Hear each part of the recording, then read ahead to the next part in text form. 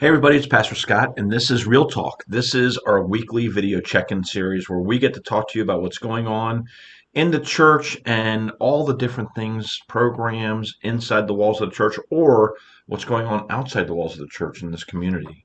And so we've had to make some adjustments. And the first thing I want to share with you is that I hope you're all taking care of yourselves. We've had a couple of people that we were scheduled to be doing some conversations with that are now down with different types of illnesses, with COVID, with RSV, with other flu-like types of symptoms, a stomach bug that's going around. So it's just really important. We can get so focused on just being so busy and trying to make everything perfect for the holiday season. And I would say that nothing's perfect if you're not healthy. So I am praying for you that you stay healthy, that you just take time for yourself and relax. Takes an hour or two if you need to. Kick your feet up. I've told my wife, look, the Hallmark movies are starting to come out. The Christmas Hallmark movies. Put your feet up, relax.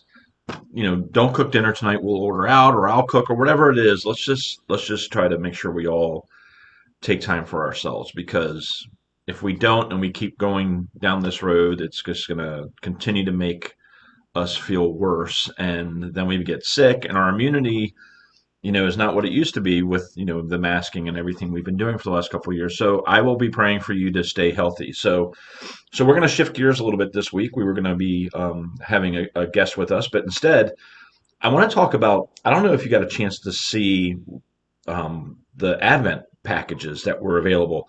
This is the Advent package that was available outside of the sanctuary, right outside the church office. There are still some there, and there were some available in Doe Fellowship Hall last week.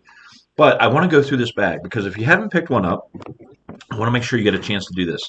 So the first thing in the bag is we have some directions. Okay, I'm a man, so I generally don't pay attention to that. Just kidding. I am stubborn though. So what I wanted to tell you though is that each of these candles signify something different. And so the first Sunday, which is this coming Sunday of Advent, we will light one of the purple ones. And one of the purple ones, and this one is this one stands for hope. This is the theme for the first week, is that we have a theme of hope. The second week, we're going to light another purple one, and that will be peace. So we'll light both the peace and the hope candles in the second week. And then the third week, which is December 11th, we will light the pink one. And the pink one is a theme of joy. And then our last purple one is love. And then I hope we all know what the white one means for on Christmas. That is the coming of Jesus. And that's the Christ candle. So these are beautiful candles that are in here. Let me see what else we got in here. We've got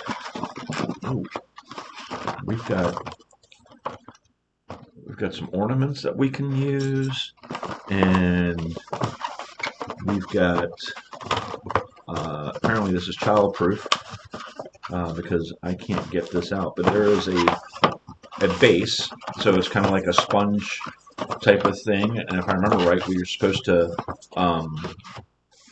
put water inside of a sink and help grow this, and then we can add some greens and some ornaments and some other things to our package. Again, I didn't read the directions, so they're probably all right here. And then in here, there's also a packet that explains to you the simple guide. And so when you light your candles each week, so like, again, for the first week, we're going to light a candle on hope. And it tells you, how to go about doing this. And you have a litany that the family can say together.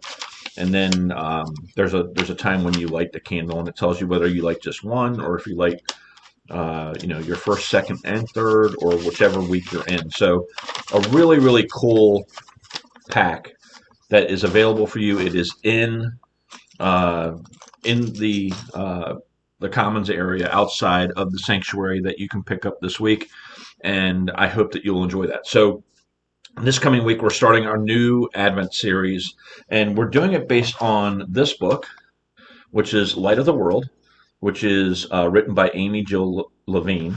And the first week, we're going to be talking about the meaning of memory. And so I'm preaching this week on the meaning of memory. And one of the things that I think is really, really cool that you're going to see is that we're looking at different ways. You may have seen some things, and you're going to see a lot more things about what's the meaning of a name. Like, what does your name mean? Where did it come from? Were you named after somebody? Was it generational? Was it just, they saw, my parents saw this name in a movie, so they really liked it. Sorry, Madison. And there are so many opportunities to find ways and learn about people's names, and I think one of the really cool things that and I'm kind of pastor geeking out here, but last sermon and the last sermon series, you may have remembered Jonathan was talking about how Jacob was always trying to outdo his older brother Esau and take over his place in the family, even disguising himself for his dad, and then he was wrestling with an unknown angel godlike figure, uh, and then his name was changed from Jacob to Israel. So what's in a name? That's a question I'm going to ask this weekend. There are so many opportunities to figure things out. I'm going to share the fun story about how I got my name. And for my parents, it made a lot of sense, and to me, to this day, I still am trying to figure it out, but that's okay.